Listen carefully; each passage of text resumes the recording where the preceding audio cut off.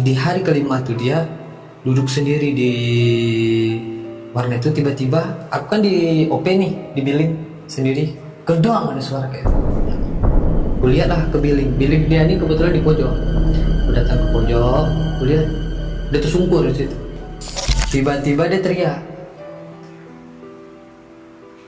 Kulihat kan, kenapa dek? Tapi dia nggak ngomong, langsung lari gitu.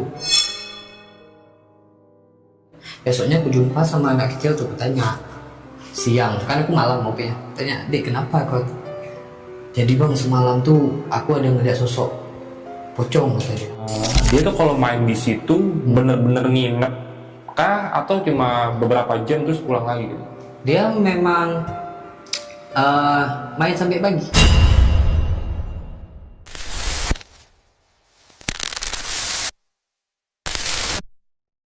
Assalamualaikum warahmatullahi wabarakatuh. Selamat malam warga bumi. Balik lagi sama gue John Arya di Titik Koma. Dan malam ini gue udah mengundang narasumber langsung dari Aceh yang punya kejadian mistis pada saat dia kerja di salah satu warnet. Penasaran dengan kejadian apa nih yang terjadi di sana? Langsung aja kita kenalan sama Bang Aldi Aceh. Bang Aldi. Ya. Aduh, Bang Aldi Aceh. Sehat Bang Aldi ya? Ya. Lagi sibuk apa nih Bang Aldi nih sekarang nih? Sekarang sibuk stand up, sibuk kerja. Oh, sibuk kerja juga sekarang. Karena kan untuk stand up perlu duit juga kan buat buat ini. Buat keliling ya, perlu ruang ya. Oke. Bang Aldi juga nih salah satu komika yang berasal dari stand up Indo Banda Aceh, Bang Aldi ya. Nah. Oke, Bang Aldi ini tadi kita udah sempat ngobrol ya di belakang kalau Bang Aldi ini sebelum stand up komedi kerja di salah satu warnet di daerah Aceh, Bang ya. Iya, pernah. Dan katanya di sana ada kejadian yang menyeramkan ya.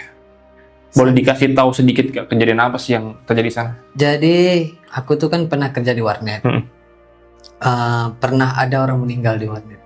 Orang meninggal di warnet. Nah, setelah kejadian orang itu meninggal, ada kejadian-kejadian mistis setelah. Oke, gue penasaran sama kisahnya nih. Tapi sebelum kita masuk ke cerita, gue mengajak kalian semua nih, tentunya warga bumi yang punya kejadian-kejadian menyeramkan, kalau mau jadi narasumber seperti Bang Aldi, bisa langsung DM ke Instagram pribadi gue atau Instagramnya Titik Koma.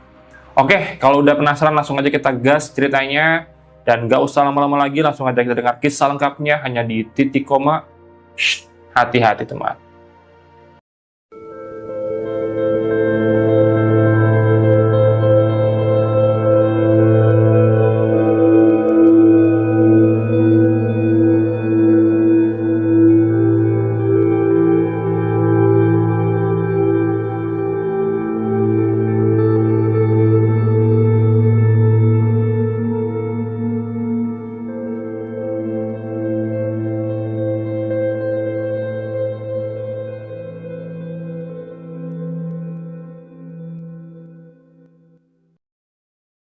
Bang, gimana Bang cerita lengkapnya Bang? Jadi awalnya tuh kronologinya ya, aku kerja warnet itu untuk nambah-nambah penghasilan. Karena kan kita kalau udah lulus SMA, kita dikasih kebebasan sama orang tua, tapi dikasih kebebasan ya harus cari uang sendiri gitu. Apalagi aku anak pertama. Nah, kebetulan hari itu aku ngelamar kerja di warnet. Kan warnet lagi booming-boomingnya masa tuh kan. 2014, 2017 tuh warnet lagi gila-gilaannya tuh. Nah, waktu aku ngelamar, alhamdulillah langsung diterima. Entah karena dilihat lookku bagus ya, maka abang-abang warnet banget mungkin maka langsung diterima. Jagalah aku warnet. Awal-awal aku kerja di warnet itu, aku aman-aman aja tuh, setahun tuh masih aman sebelum kejadian itu. Jadi warnet itu kan ada dua OP-nya, ada OP pagi sama OP malam. OP ini apa nih? Operator. Nah kebetulan aku tuh OP yang malam. Jadi sistem shiftnya tuh jam 9 pagi ke jam 9 malam, jam 9 malam ke jam 9 pagi, 12 jam. Gaji kami itu satu pegawai itu 50.000 kali 30, 1.500.000. Cuman kami beda-beda cara cari penghasilan tambahannya. Kalau kayak aku nyari tambahannya tuh kayak misal nih warnet full, ada yang masih pengen main, udah main di billing. Paket malam kok lumayan tuh buat nambah-nambah. Terus ada juga besok paginya mungkin ada yang ujian, minta tolong aku yang ketik di warnet buat clipping. Nah, itu juga buat nambah-nambah buat aku. Nah, kejadiannya tuh ada orang dia main ke warnetku. Jam 9 aku ganti shift tuh aku udah ngeliat ini orang nih jarang kelihatan. Karena kan kita bisa tahu yang mana pelanggan, yang mana enggak. Nah, dia tuh kayak penyendiri gitu. Kukira cuma sehari dia main. Ternyata berhari-hari sampai 5 hari sampai kejadian itu. Aku sering berpas-pasan sama dia di warnet. Tapi dia tuh kayak gak mau berinteraksi sama orang. Pernah aku tanya, bang, mau makan pop mie gak bang? Karena gak ada sedia pop mie juga kan. Enggak bang, langsung ditutup. Kita kan kalau udah ditutup pembicaraan gitu kan ya udahlah, berarti memang dia pengen sendiri. Ada kejadian di hari kelima tuh dia duduk sendiri di warnet itu, tiba-tiba aku kan di OP nih, di billing sendiri, gedong ada suara kayak itu. Aku lihat lah ke billing dia nih kebetulan di pojok. Aku datang ke pojok, aku lihat dia tersungkur di situ. Panik kan, teriak aku. Jadi warnet aku tuh kan dekat-dekat sama ruko-ruko lain. Orang-orang pada ruko tuh pada datang semua tuh. Kenapa dia bilang. Dikira ada pencurian. Habis itu bilang kan nih ada orang tersungkur nih. Habis itu ada bapak-bapak, dia yang meriksa kan, dia megang lehernya. Udah nggak ada nadinya. Langsung semuanya kan innalillahi wa inna ilaihi raji'un, meninggal. Setelah meninggal tuh warnet tuh mulai tutup. Karena kan pas datang polisi, dipasang polis lain gitu. Udah kacau pokoknya. Sampai suatu hari warnet udah ditutup, udah ada polis lain. Jadi kan kita kalau udah kebiasaan melakukan kayak aku setiap malam di situ. Jadi aku iseng-iseng hari ketiga masuk ke situ ke warnet tuh buat aku main sendiri gitu. Main sendiri di billing tuh. Gak lama billing tuh monitornya hidup sendiri. Padahal kan aku itu pas di jam-jam berapa ya? Jam 11-an gitulah. Aku cek kenapa bisa hidup. Karena mungkin kan karena sistem mungkin masih positif aku kan. Aku datang ke billing tuh. Gak lama mati lagi billingnya. Waktu aku ngeliat udah hidup lagi. Setelah hidup tuh aku ngeliat sosok. Ada pocong. Jadi kan billingnya tinggi tuh. Waktu ngeliat ke bawah, wah. Itu langsung lari ke berit-berit ya. Langsung aku keluar dari warnet, langsung aku kabarin pemilik warnet. Aku telepon kan, bang, ini aku di warnet. Terus dia marahin aku, kenapa kok bisa di warnet? Sedangkan warnet ditutup. Jadi info aja, kunci warnet tuh aku megang, temenku megang, abang ini megang. Nah, jadi aku tuh masuk ke situ tanpa kasih tahu si pemilik. Nah, karena dia udah marah-marah di telepon tuh, aku bilang, bang, coba ke warnet dulu bang. Ini sumpah ngeri kali ini bang aku. Aku kan sambil nunggu dia tuh nggak berani lah aku nunggu di dalam warnet kan, aku tetap di luar sampai dia di depanku 30 menitan baru sampai dia. Terus dia bilang gini, kenapa cok, cerita pelan-pelan karena dia lihat aku panik kan. Aku bilang tadi aku main di tempat biasa di OP, terus lampu monitornya hidup. Pas aku datang lampu monitornya mati. Pas ku intip lampu monitornya hidup, terus aku ngeliat pocong. Pocongnya tuh kayak matanya nggak kelihatan tapi hitam, di sini ada darah-darah gitu. Terus dibilang sama abang itu masih kayak nggak percaya, kayak mana ada, mungkin gue lagi mabuk. Sekarang gini mana ada di Aceh orang mabuk kan, jarang gitu. Terus dia bilang coba tenangin diri lu, mungkin itu hayalan hasil komen di OP.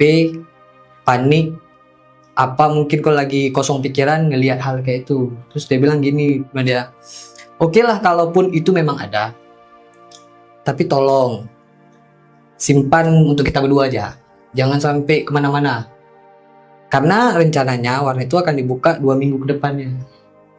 Dan juga jangan kasih tahu temenmu yang OP warnet pagi. Oh ya udah bang. Dah pada jalan 2 minggu ke depan warnet udah mulai buka lagi.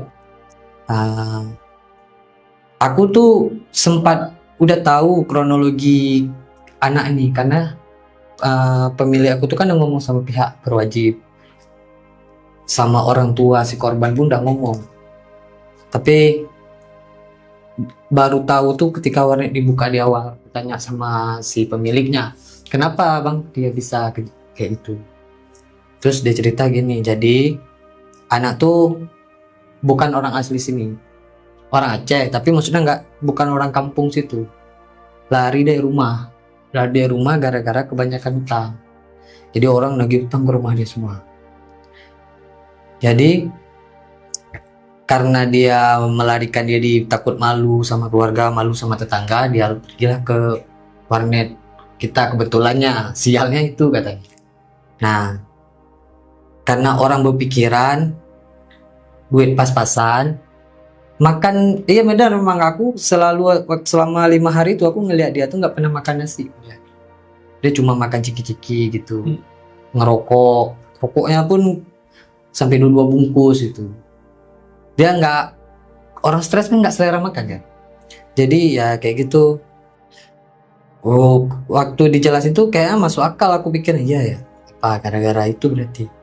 Karena kepikiran makanya sampai kejadian kayak gitu. Sampai pada waktunya 2 minggu tuh terus warnet berjalan. Selang hari ketiga aku ada jam 1-an tuh. Jam 1 jam 11 lupa aku.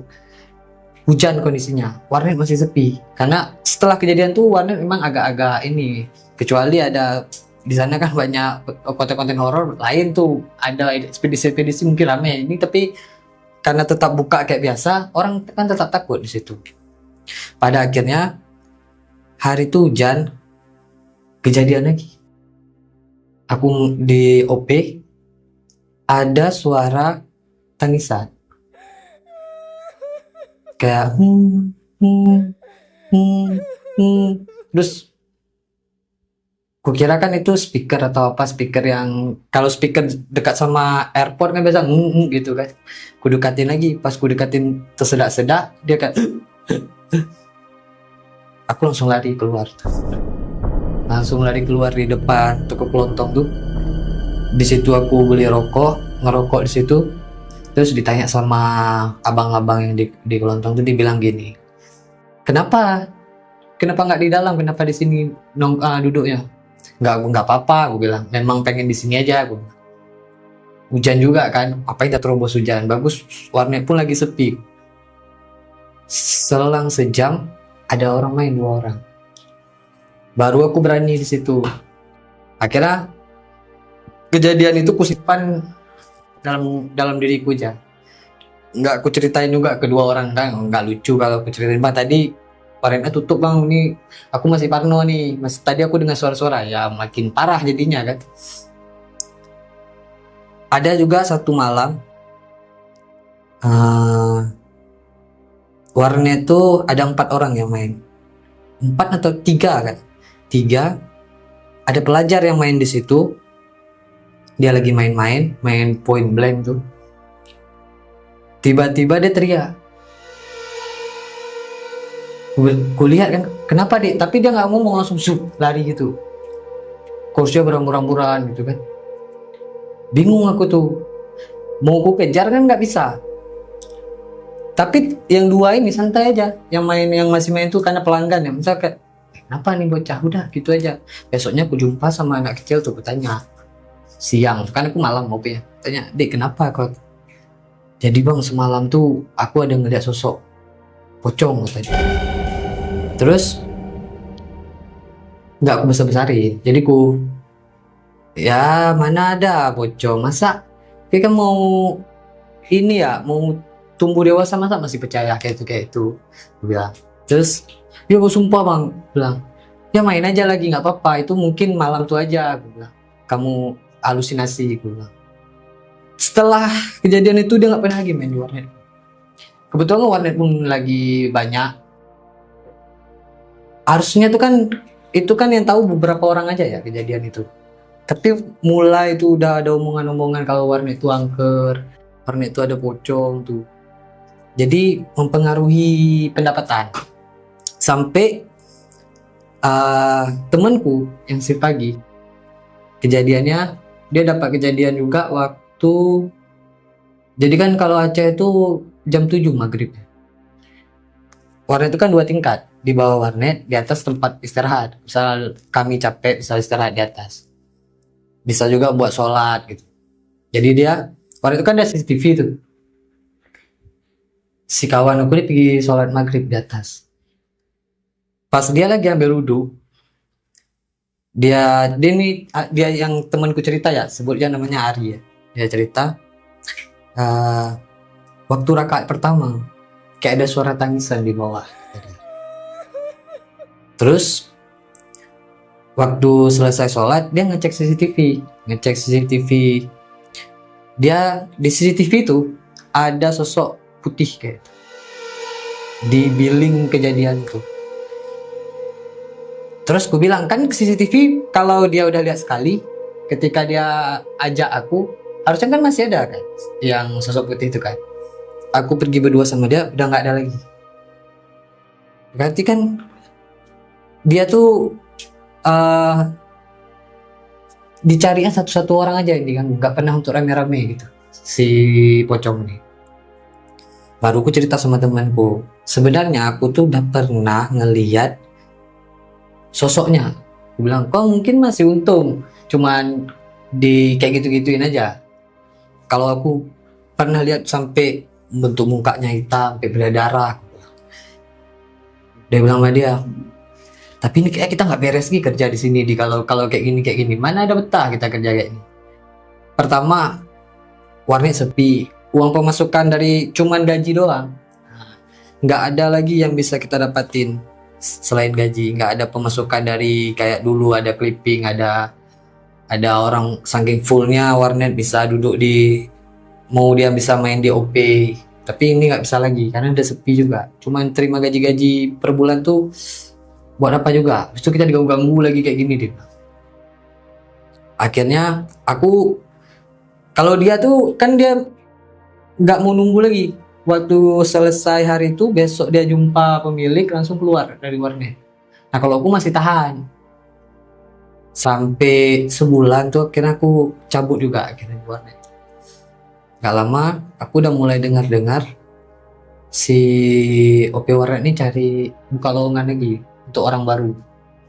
Gak ada juga yang mau lagi jadi OP di situ. Pada kan kita kan walaupun kita udah nggak kerja, tapi kan kita nggak boleh membutuhkan silaturahmi ya. Siang-siang aku ke situ, aku ngeliat siapa warnet buka, tapi siapa yang jaga? Pemiliknya yang jaga. Ngomong-ngomong sama pemiliknya, bilang tanya kabar, baik, ngomong-ngomong. Tapi sampai aku bilang sampai si pemiliknya cerita, ternyata benar yang ke cerita-ceritain hari itu. Abang ngerasain juga. Abang ngerasain waktu abang istirahat malam di atas, kayak ada suara-suara gitu. Tapi abang ada ngecek, abang nggak berani ngecek. Apa juga abang bilang hari itu abang nggak percaya. Aku bilang, kenapa nggak abang ngecek biar abang lihat sosoknya sama kayak aku. Terus dia bilang, kayaknya memang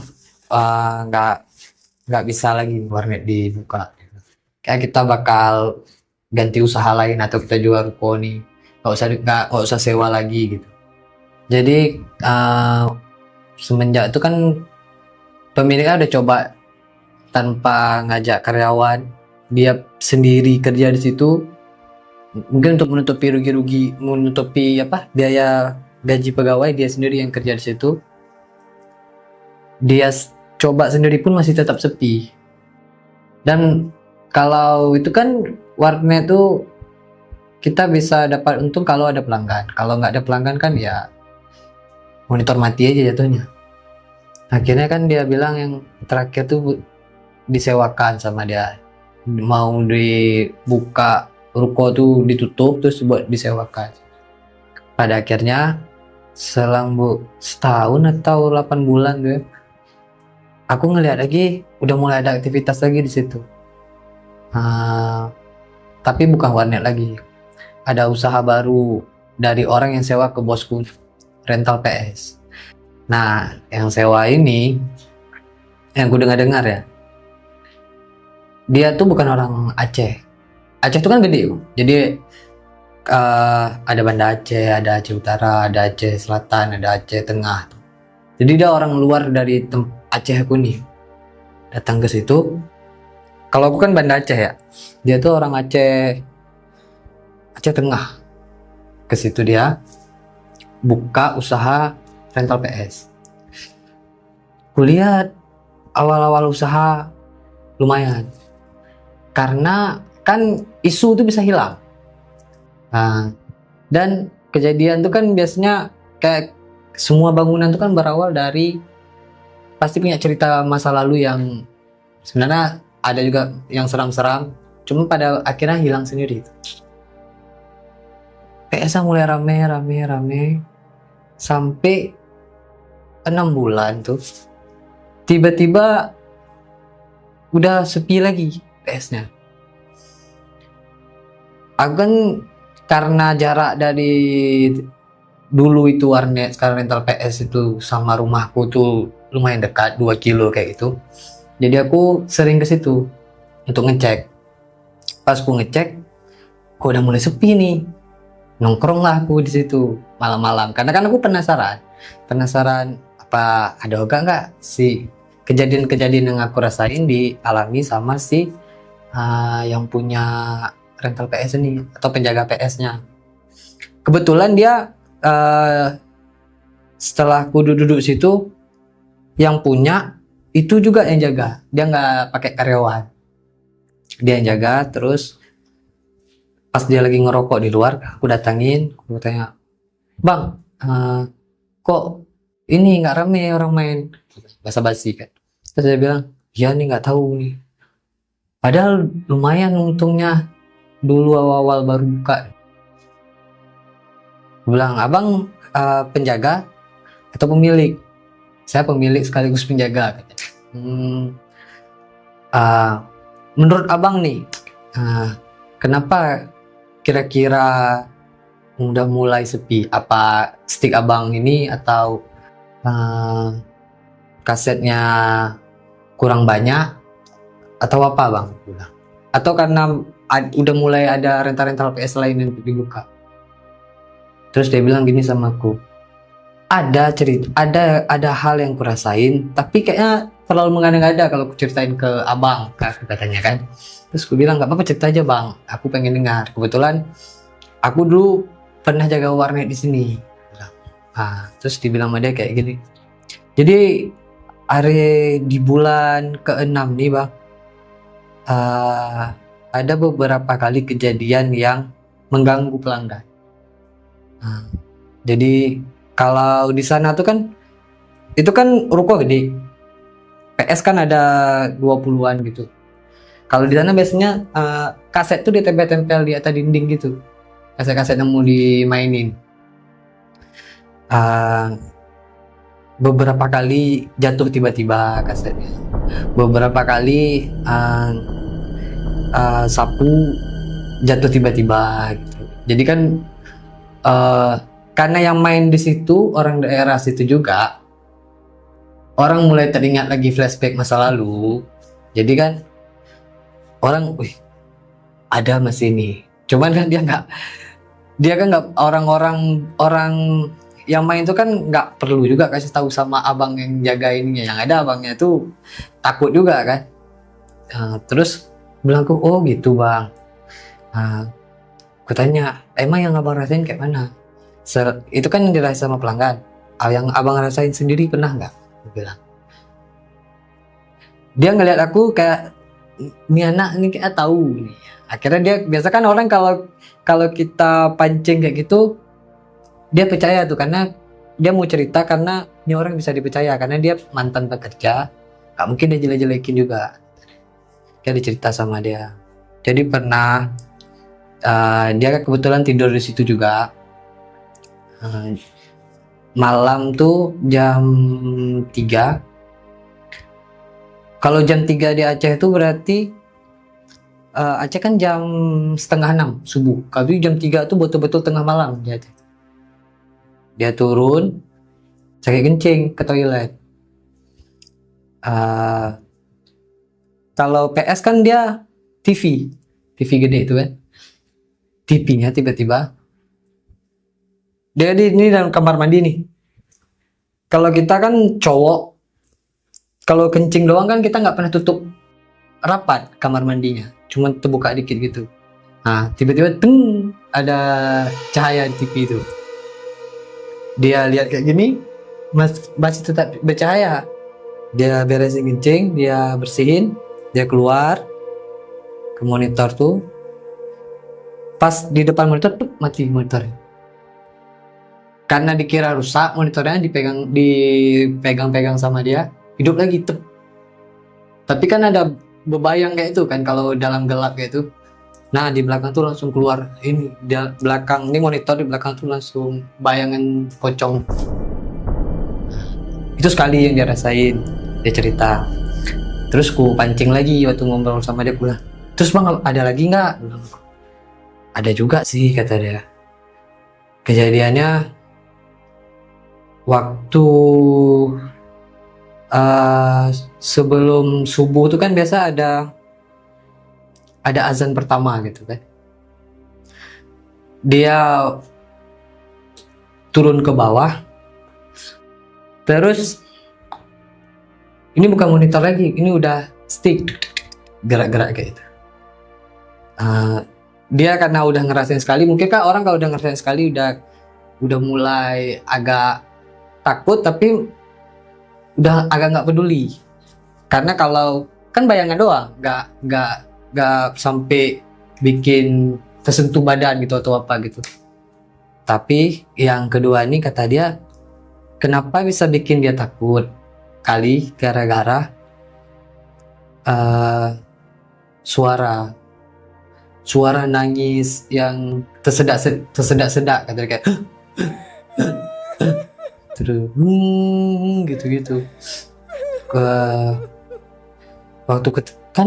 Waktu dia cerita tuh kok sama persis sama yang kayak aku rasain ya. Baru aku buka diri, aku bilang, bang, sebenarnya apa yang abang rasain aku udah pernah rasain juga. Dulu waktu aku jadi OP warnet, bedanya tuh mungkin aku udah pernah lihat sosok langsungnya. Mungkin jadi ceritanya bang, dulu warnetnya ada orang meninggal di sini di pojok tuh bang. Waktu di billing, dari itu billing nomor 9 itu ada orang meninggal bang. Makanya ada yang kayak gitu. Yang abang monitor, yang abang ngelihat sosok pocong tuh di sudut ini nggak bang, bilang. Iya betul itu dia. Kan sama bilang. Terus aku kenapa mungkin bisa ngelihat sosoknya, karena aku ini sebenarnya kan kalau bagiku ya bukan orang yang meninggal tuh, tapi kan kita karena udah tahu kronologi ceritanya di awal, prasangka kita jadinya ke orang yang meninggal tuh.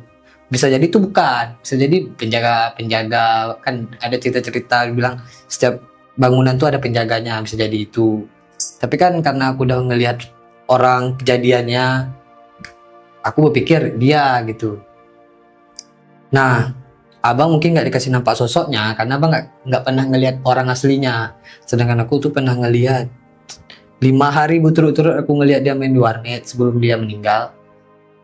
Mungkin makanya dia kasih nampak sosok mukanya, walaupun mukanya nggak jelas dalam bentuk gelap sama berdarah gitu. Waktu aku bilang berdarah tuh dia kayak, kalau sempat aku diliatin gimana? Karena kan biasanya kalau udah dikasih tahu sama orang, misalnya aku udah kasih tahu ke dia, otomatis kan di otaknya udah tertanam. Jadi suatu saat dia pasti bisa ngelihat itu. Jadi dia setelah aku cerita tuh kayak, apa tutup aja ya bang?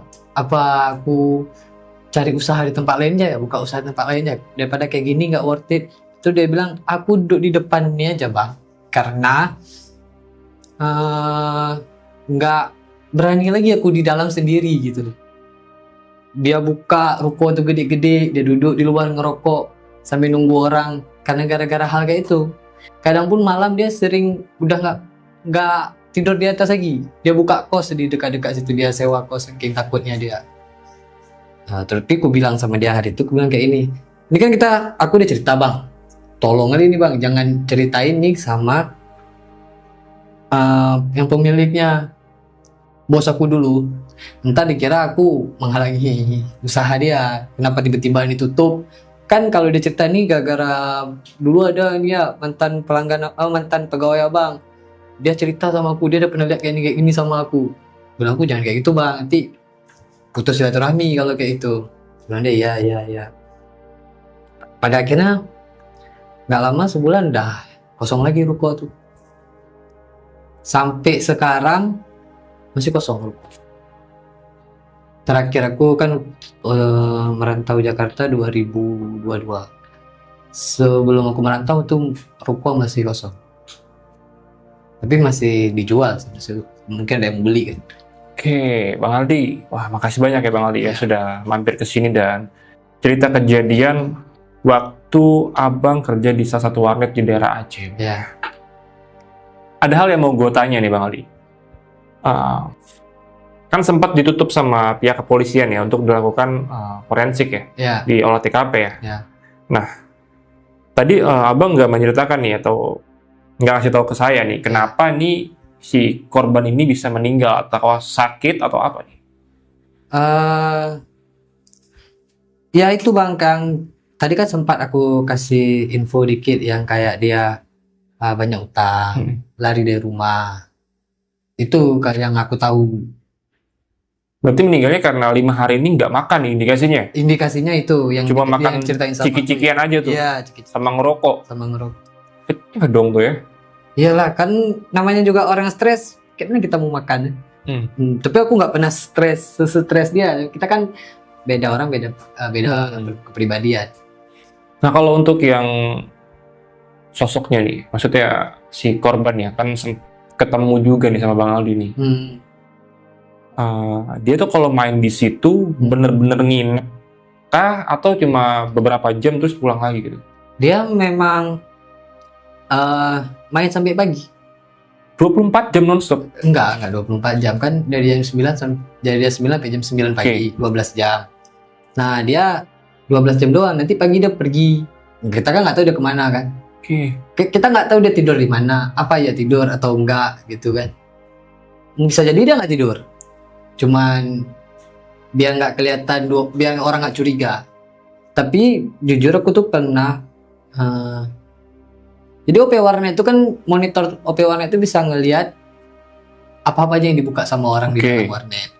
Nah dia tuh iseng aku kuliah ngapain di situ kan, itu cuma buka-buka hal-hal yang nggak bikin menyenangkan sebenarnya. Kayak kalau kita kan, kalau apalagi sekarang tuh dengar musik. Nah, kalau dulu kan belum ada podcast kayak gitu ya. Dia cuman Google terus buka cerita-cerita kayak itu. Kan aneh itu. Terus kadang-kadang ada waktu 20 menit tuh Google Chrome doang gitu. Kosong gitu. Nggak apa-ngapain. Berarti kan cuma duduk aja dia tuh. Ya. Orang kepikiran. Oke, dari usianya nih, kira-kira kisar umur berapa tuh korban? Kayaknya ya sepantaran sama aku kayaknya. Sepantaran ya. Karena kalau dia pelajar, otomatis dia di 3 hari udah pasti dicari sama orang. Udah dibuat anak hilang. Ini kan kayak dilepas aja, mungkin ini anakku main sama teman-temannya, mungkin lari dari rumah, mungkin nginep rumah temannya gitu. Nah, kalau untuk statusnya berarti si korban ini belum menikah nih, single? Belum menikah. Kejadian tahun 2014 di Banda Aceh, Bang. Ya. Oke, Bang Ali sekali terima kasih banyak ya Bang ya, Ya. sudah mau mampir ke sini dan mau menceritakan kejadian yang terjadi, dan semoga ada hikmah yang selalu bisa diambil dari setiap kisah yang dikisahkan oleh narasumber kita pada malam hari ini. Ambil sisi positifnya dan buang sisi negatifnya. Jadi lain kali kalau misalnya ada masalah nih ya, buat teman-teman ya cerita aja lah, jangan dipendam sendiri. Apalagi sampai seperti si almarhum ya, Ya, kayak gitu tuh. Itu ya karena dia nggak ada teman cerita tuh Bang, biasanya Bang. bener. Ya kan? Sebenarnya kan cuek-cueknya orang tua, dia terhadap anaknya tetap peduli. Betul. Sebesar apapun. Kan banyak kita lihat anak masuk penjara aja, orang tuanya pada ujungnya masih mau dibantu anak. Betul. Harusnya ya pada saat itu ya cerita lah. Cerita. Jadi nggak menanggung bebannya sendiri Bang ya. Benar. Karena kalau kita menanggung beban sendiri, Wah, apalah. hancur kita. Siapa lah nih rasanya. Bang Adi sekali lagi terima kasih banyak, dan terima kasih banyak juga buat teman-teman yang udah nonton dari awal sampai akhir. Gue mau ngajak kalian yang punya kisah-kisah menyeramkan, dan kalau kalian mau jadi narasumber seperti Bang Aldi, kalian bisa langsung aja DM ke Instagram pribadi gue atau Instagramnya _. Dan akhir kata, gue Jon Arya dan Bang Aldi pamit undur diri. Assalamualaikum warahmatullahi wabarakatuh. Waalaikumsalam.